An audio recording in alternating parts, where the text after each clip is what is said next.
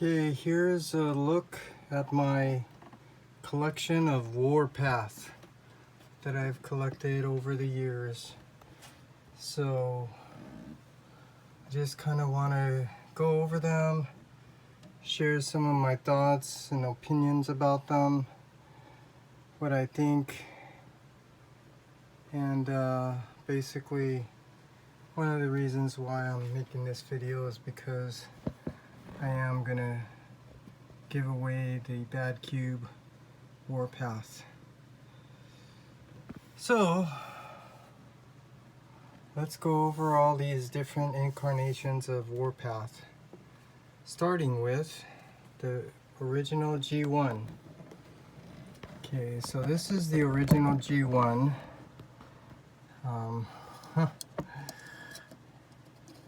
You know, this is what the cartoon was based off of.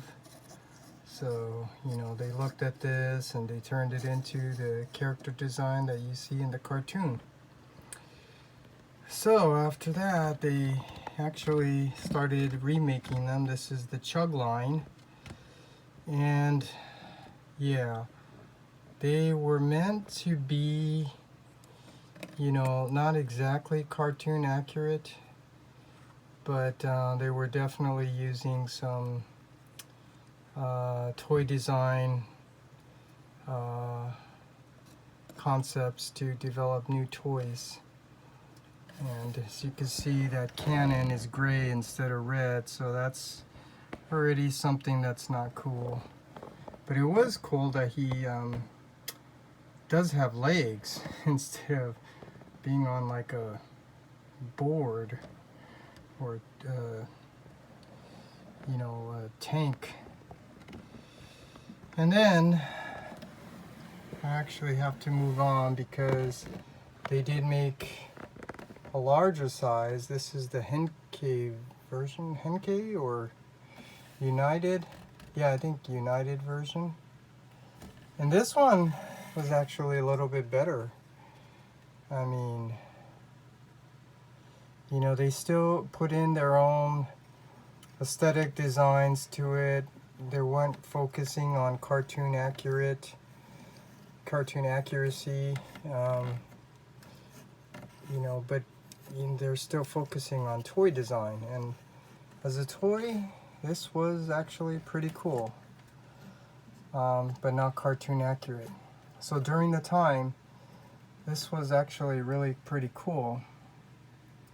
But unless you see all the rest of the Autobot C.H.U.Gs, the scale was another issue. So back to the C.H.U.G. Then Hasbro started making the Legends figures.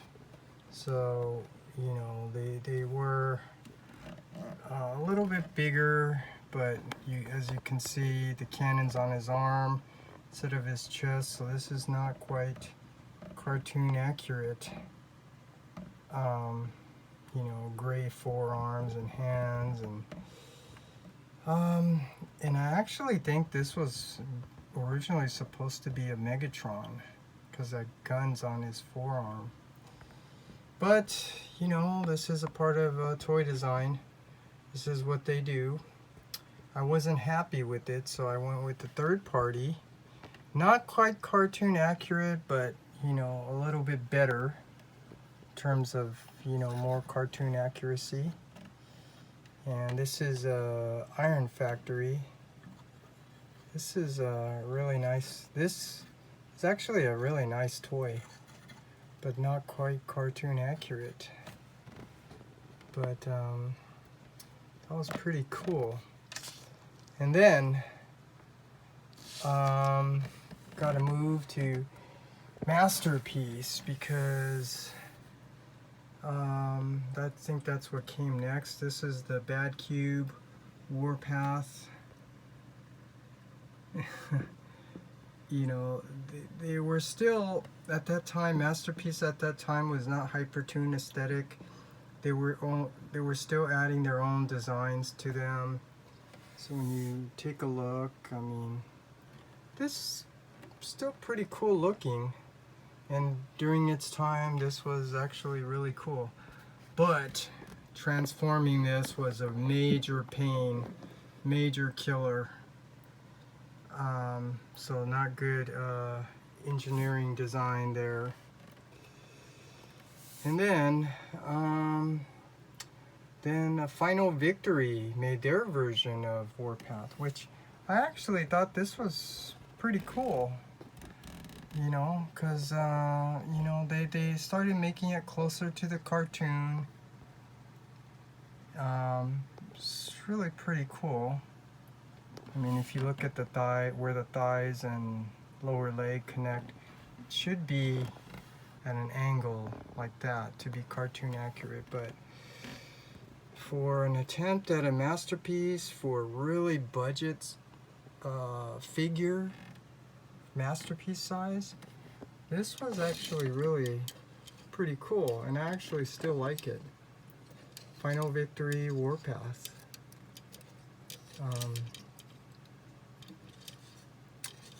And then what was cool was the War for Cybertron Warpath. This is actually really cool. These are actually made to look a little bit more closer to the cartoon. They didn't do it to all their figures, but you know, that's a part of Hasbro's marketing strategy, which is very upsetting. They purposely do things to just try to get you to buy more, making things imperfect, which is what I'm going for. But have to say, this actually is a really nice figure for a mainline.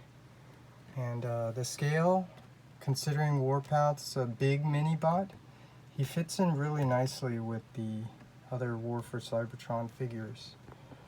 Although when you put all the War for Cybertron figures together, it's not quite perfect. And then last, this is the best that we have in terms of masterpiece. This is the Fans Toys Warpath. And all of their figures look very heroic, like I think Bobby Skullface said, and I agree. And what I mean by that, I mean his proportions. Look at those long legs.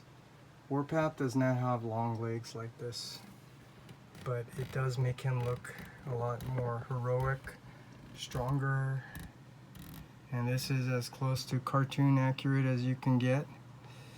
And this was before that new Hypertoon aesthetic started coming into play, so they still put in a lot of details that you don't see in the cartoon, but this is the best Warpath that we have right now. So that's that. And I don't know. It's just so many multiples of these figures now. So one last look. Here's the original Warpath, the C.H.U.G, which is a remake of the Warpath. Then the Legends, and then the third party, then the War for Cybertron, which is really cool. Then the C.H.U.G, the deluxe size, which was really a nice figure. Just want to point out the difference, the quality of the toys. The old toys, the Henkei, United, C.H.U.G line, they're definitely much better than the newer figures in terms of the quality of the toys. Then the Final Victory, which is, you know, not bad. And then Fans Toys, this is the best that we have. And Warpath from Bad Cube. And again, this is the main reason why I'm making this video, because I am going to be giving this away also. I'm giving away a lot of my personal collection because, you know, someone else can probably enjoy them, hopefully. So that's it. And I will be doing the other mini bots. So just take a look at my other videos I did of the mini bots.